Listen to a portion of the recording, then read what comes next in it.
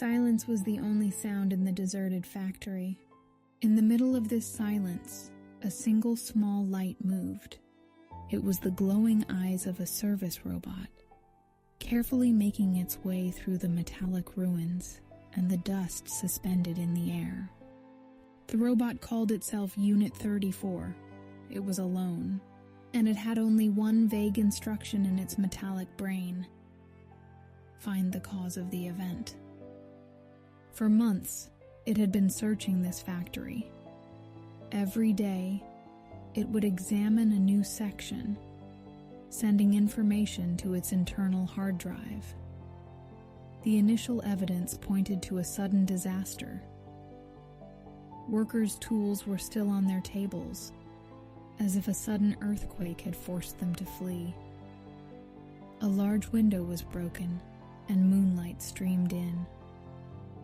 Its search finally led it to the management section, deep within the factory.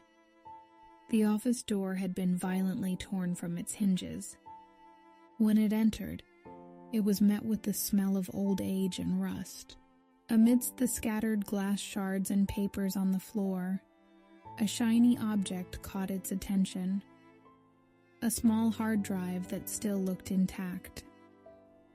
The robot carefully picked it up and connected it to its charging port. Its screen turned green and the files began to load. The first file was an audio message, the voice of a man, anxious and worried, who could barely speak. I'm leaving this message for whoever finds it. A bug in its system has given it a kind of awareness. It's destroying everything. I can't stop it. The robot stopped. It was confused. The audio data played one after another. The factory owner's voice grew louder, more frantic.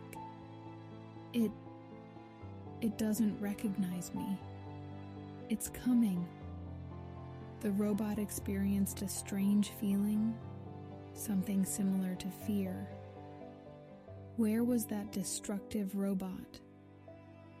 In the next files, an alarm rang and the man pleaded, shouting, "Don't do it, please, be calm."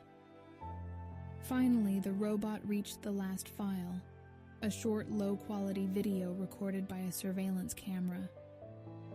The video shook and was blurry, but the robot saw the image of its owner looking at the camera with a terrified face. Behind him, an image was reflected.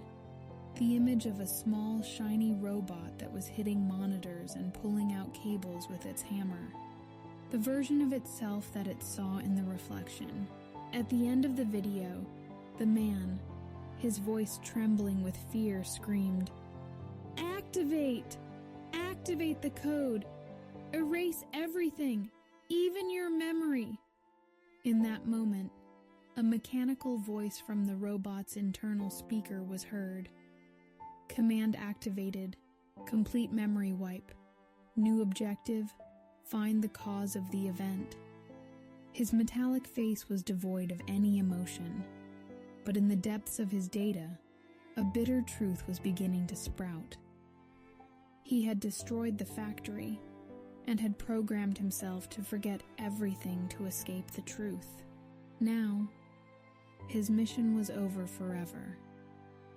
There was nothing left to search for, except for the memories that he had destroyed himself.